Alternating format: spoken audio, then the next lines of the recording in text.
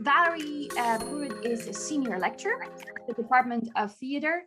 She's been at USC for 19 years, long time, and has been working professionally in theater and media since she was 18 years old. So lots of experience. She's an MFA in costume design. She's a master wig maker, a licensed barber and cosmetologist.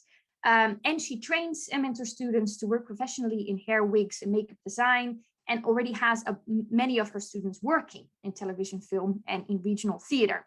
So I'm so excited to introduce Valerie here to you guys today. I'm really looking forward to your talk, Valerie. Take it away. Thank you, Hannah. So as Hannah mentioned, I was not a 21st century person, did not do a lot online or Facebook or any of that. So when I first taught the introduction or the understanding and appreciation of theater, I was really coming to it with nothing, and it was a face-to-face class. So I polled the 7 people in my department that had taught this class before, and there was no consistency or commonality in any of the classes. There was no textbook. No one was using a textbook. They were just kind of going in and giving lectures. Nobody was using any kind of electronic medium. So I really didn't have a lot of information kind of going into it. And I developed my own kind of out of their 7 syllabus and taught it face to face. And then what I really realized is, no, this class needs a textbook. It needs digital support. It needs all kinds of help. And that's when I saw the 3Ds boot camp for developing online class. And I decided, you know what, I'll go to that, and it'll kind of give me an introduction into the digital world. And it'll be something I can use in my face-to-face class. And then I realized, oh, maybe I want to develop this after all. So one of the resources that I learned about in the 3D Boot Camp is working with publishers. So I immediately reached out to McGraw-Hill, and they are the publisher for Wilson's The Theater Experience. And I did do a poll in the theater community and with other colleagues out in the world that are teaching this class. And this is the book that most of them use. So I decided to go with it. And when I contacted them, I'll just have to say they are super wonderful people, but they introduced me to a turnkey course. And I had no idea what that meant. I was turnkey, but it's really just what the name says. It is a course that you can literally kind of put your key in, unlock the door, and boom, there's a ready-made course for you. And so what the students have to do is purchase an ebook, and they have to connect with eConnect, which is through McGraw-Hill. But you'll see here that there's the online textbook and the assignments and the assessments. And there's a huge kind of question pool. The assignments are about 25 to 30 questions at the end of the chapter. And it can be multiple choice, true, false, short answer, fill in the blank, whatever you want to select for that. And then the assessment is actually the quiz. And it's usually, for me, that first time around, it was like 10 solid questions on the material.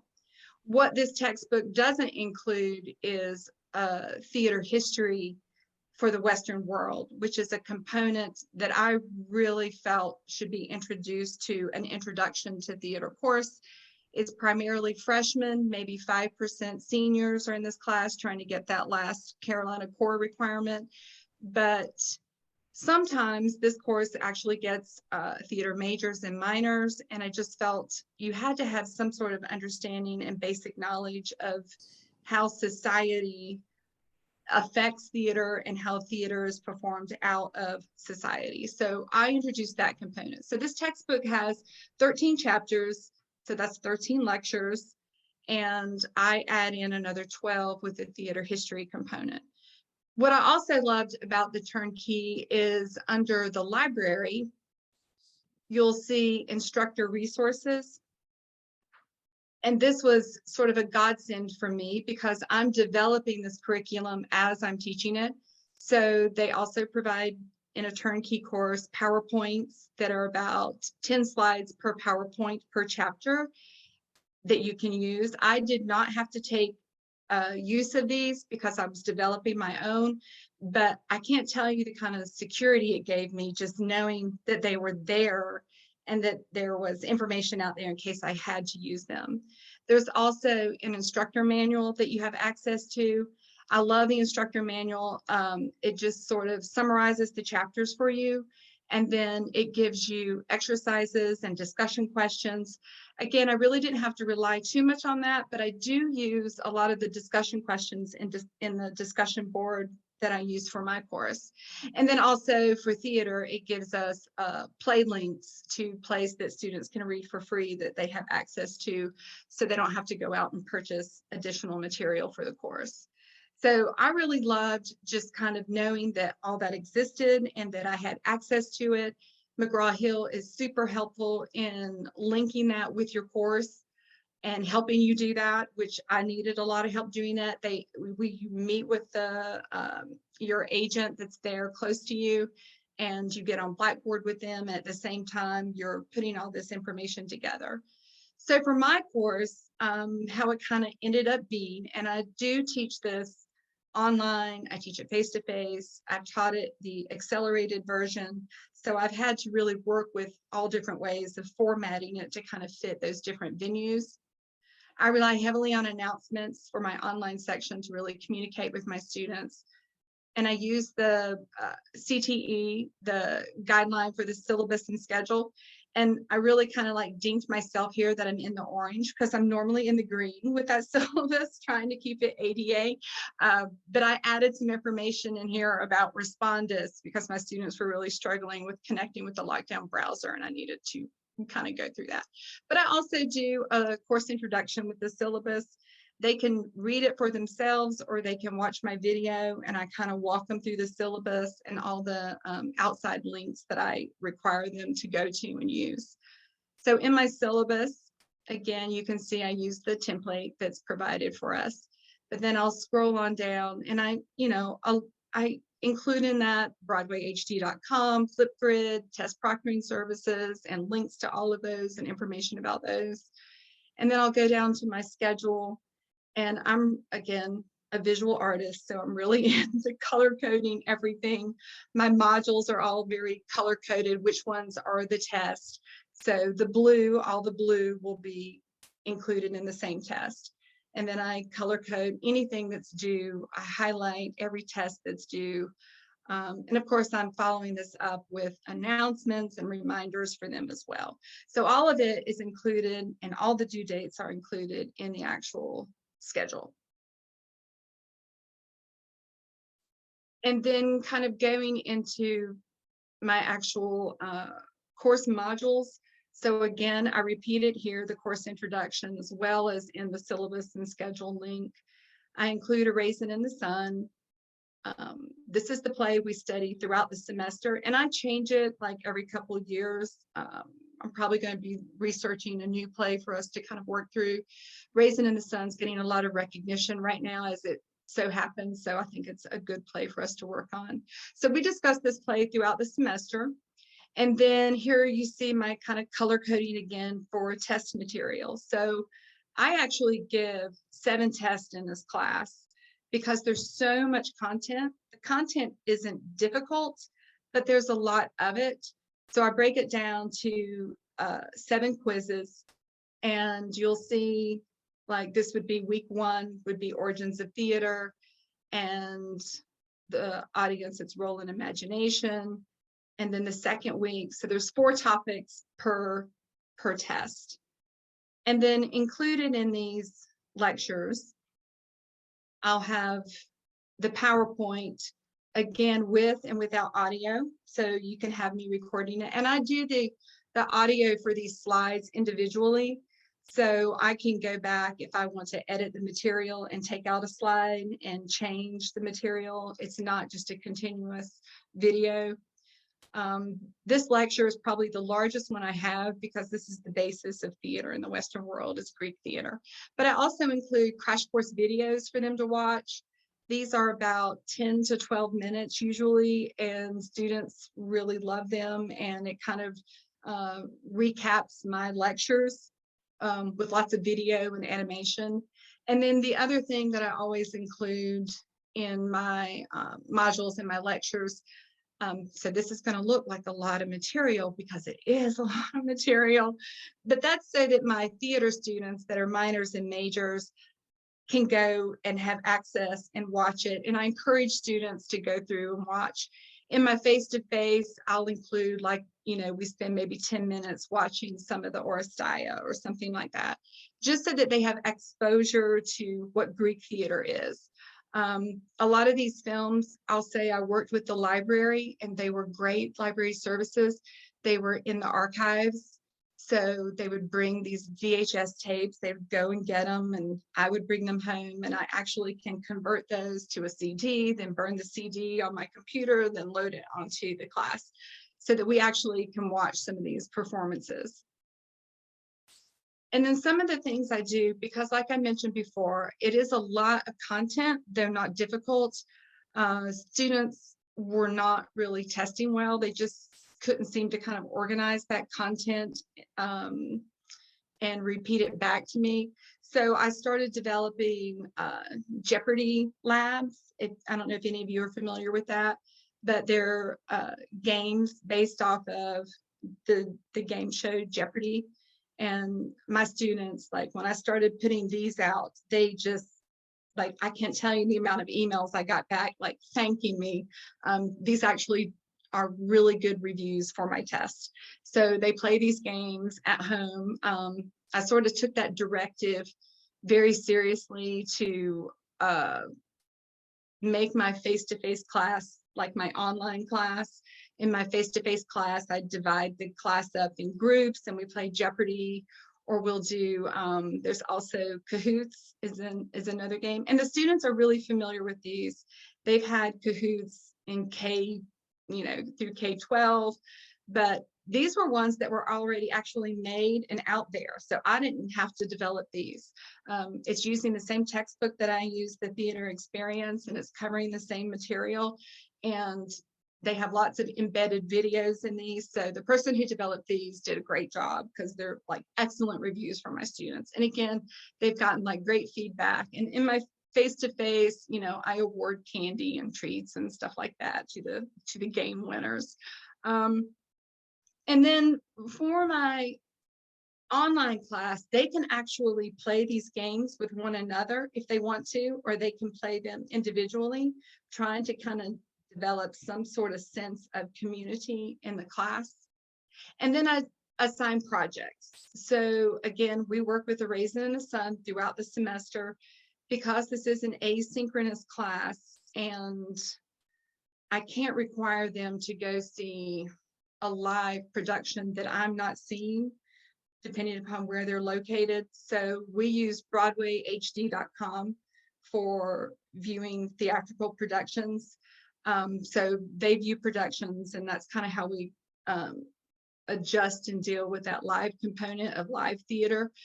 But I also have productions of A Raisin in the Sun, and we watch those, view those, we read the play, and then I give them an assignment. So for Raisin in the Sun, they do a poster design, and I'll give them a couple of PowerPoints to kind of help them out. I'll teach them a little bit about design elements that go into art and layout and composition. And then I also provide for them like a poster design and lots of examples of poster designs that is actually from a publishing company that produces posters. So they have those sort of resources. And then we use Flipgrid, which is another external source that I'll click on. And I color code those too. So like Jeopardy Labs, they use that bright blue. Kahoots uses purple. Flipgrid uses green. So I kind of like color code those within my modules. And within Flipgrid, I give my rubrics. And I could record another video here if I wanted to, but I feel like it's kind of overkill at this point. But then this is where students post their work. So we can look at one or two here if we want to. So this is a poster from a student this semester that she posted on Flipgrid.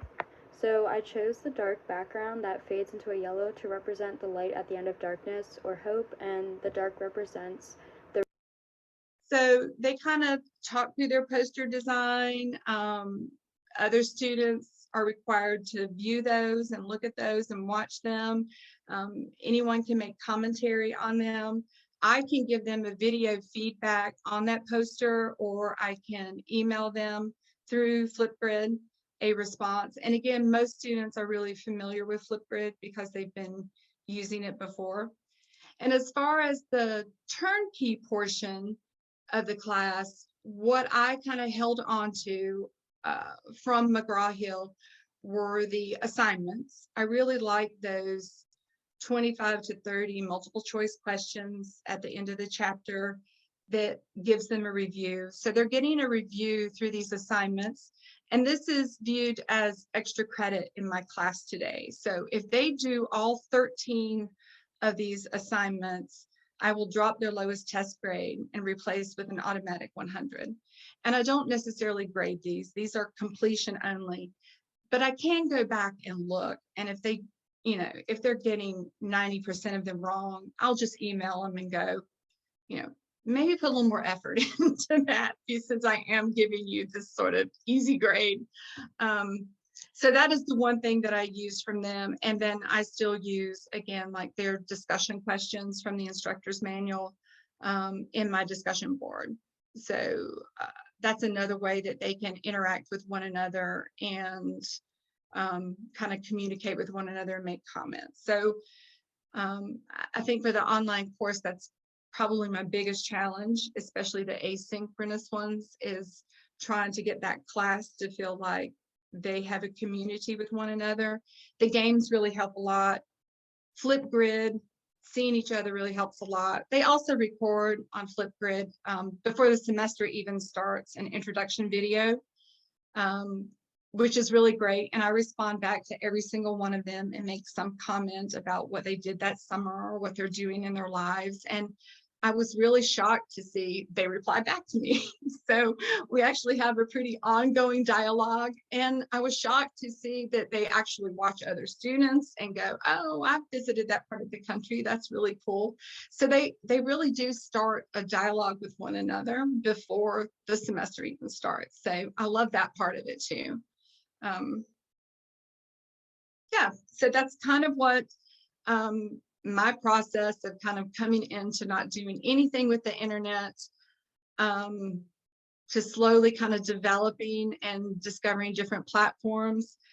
And I will say, you know, when I was asking people, you know, what can I use so students can post, you know, everybody would give me all these different ideas, and that just paralyzed me. So I went to Casey, who's with CTE, and, you know, I posed the same question. And he started down that path too, giving me lots of ideas, you know, trying not to tell me what to do. And I literally was like, tell me what to do. I just need one, just give me one. And so he was like, use Flipgrid. So I used Flipgrid. And since then, now that I've kind of got that under my belt, you know, I'll tackle a new one, or I'll investigate something else that someone else is talking about. But before, I found that very paralyzing. To have so many options. I really just wanted someone to kind of direct me a little bit. And that was sort of my process to getting this far in an online class. And I'm always changing it every semester. I feel like, oh, there's something else that came along. Like I added Kahoots this year, and I added Jeopardy last year. So different things like that. So in my makeup design for stage and film, this class really runs the gamut. It is truly an elective, although I am going to put it through apps to have it count for an AIU credit with the Carolina Core. I do require a lot of work in this class. The big thing I noticed in teaching this class, moving it from face-to-face to online, because I have to teach it online because we're doing makeup on the face, is that, wow, the students, like, their work just went off the chart when it became online, because face to face, it's an hour and 15-minute class. And when you are getting out your materials and you're setting up, and then you have to allow cleanup time, we're having about maybe 45 minutes of actual makeup time. And what I found was when this class went online, which I thought would be a very difficult thing for this class, it actually it blew me away. I mean, students were spending 2 to 6 hours on their makeup applications, and they were phenomenal. So I was so impressed with that. That's kind of my big takeaway, which changed how I teach the class face-to-face today. It forced me to flip the class. So all we do in my face-to-face are the minimal exercises, and I have them do their big makeups at home. And it used to be the reverse. We would do the big makeups in class, and they would practice outside of class. But the online class taught me, oh, no, the work is 10 times better when they have the extra time in their own home. So my syllabus just kind of goes by the CTE template.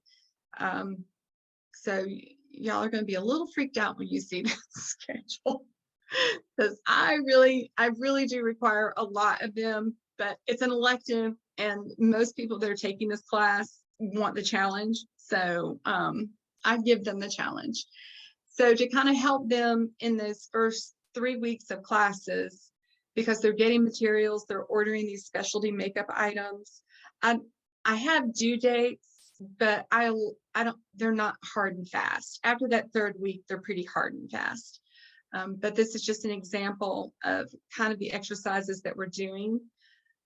And again, I post this because usually this class fills really quickly. So there are already students in it. They're not adding it the first week of classes. I post this midsummer as soon as it's out there, and I actually have students doing a lot of these drawings way before the semester ever starts. So here's some exercises. So we do all these different modules of exercises, and up through about week 8 we're learning techniques and we're learning materials. And then about week 8, about halfway through the semester, the course flips and they start doing original designs, and it's not so much practicing and working with materials. Again, for this class, I use Flipgrid. And again, when it first started, I was requiring students to communicate with each other. And then I realized I don't need to require that. Those videos are having so many hits from students. They're watching each other and seeing what each other are doing. So for an example of one of my modules, this is wax effects. So I have my PowerPoint. And then all of these modules work the same way as sort of this format. So this is usually about week 4, I think, when we're getting into wax. So at the very beginning of the PowerPoint, I have all their assignments that they're going to do. And these also correspond with Flipgrid, and then they correspond with the grading center. So they keep seeing that repetition over and over of every assignment that they're doing. And so it's an entire PowerPoint on how to work with wax, different types of wax. And again, I have students that, I have students that really have all different skill level. And what I say to them is that anyone can take this class at any skill level. I'm looking to see how you develop. But to kind of help compensate that is that I offer a lot of YouTube videos out there, and I don't pick necessarily the best makeup artists that are out there. I kind of pick the gambit so students can find someone that they can identify with. And I show different people doing different exercises, because like any art, there's several different ways to do something. And the way I do it, I show them videos of how I do it, but that may not speak to them. Maybe another artist speaks to them, and my ego isn't so big that I can't realize that and have them look for different artists. And I encourage them to, share anything with me too. And so they do. So they have all these different videos to kind of choose from for the exercises that they're assigned to do. I do small little videos. They're kind of like little TikTok videos, but I can show you. This is just a sliced finger that they have to do. And these are just little step-by-step processes for that. And then they get to post again on Flipgrid. So we'll go to the Flipgrid post for that module. And then again, you can see all the assignments that were assigned. So this is the students. Since there's not really a specific place that I noticed to put it on, I'm going to add it here. I think I'm going to try to do a few things, but before I went farther, I wanted to record a little bit. Bullet hole. You can see like the depth when I put my head up like that. I just use this wax again. I did use a little bit of sphere gum, glue it down. And then I use the color wheel. I used most of this darker color to really get this dark, and then I kind of put a lot of red around it to try and like. So in these first posts, it's really important to me that they tell me exactly what they're using and how they're using it, so that I kind of know that they know how to use the materials. When we get into doing their sort of individual designs, that's not as important as it is, why did you make those character choices? So when the class kind of flips about that halfway semester, and some of those assignments, so we can go a little bit later into the semester, we'll go down to like, and we do some text-based ones. So these are animal designs. And again, I have lots of different makeup artists showing them how to do designs. I have PowerPoints of animal makeup and different makeup artists that I like and follow that they can look at. Yeah, and then they again can like flip, post those on Flipgrid. And then we do some text design based. We do 3 Shakespeare's characters that they can do. We kind of run the gamut on all of that. So, but the second part of the semester is really about developing characters, because that's what we have to do in film. So an example could be Midsummer's. So this week in Midsummer's, they'll do a restoration makeup, a clown makeup, a pop art makeup, a skull makeup, and then they actually have to design a character, Titania or Oberon, the king and queen fairy in Shakespeare. And I know that they're not going to read the play. Hopefully they know the play, but if not, I have plot summary and usually an opera or a play recorded that they can stream from the library services, or a little short animation, so that they really are designing for a character.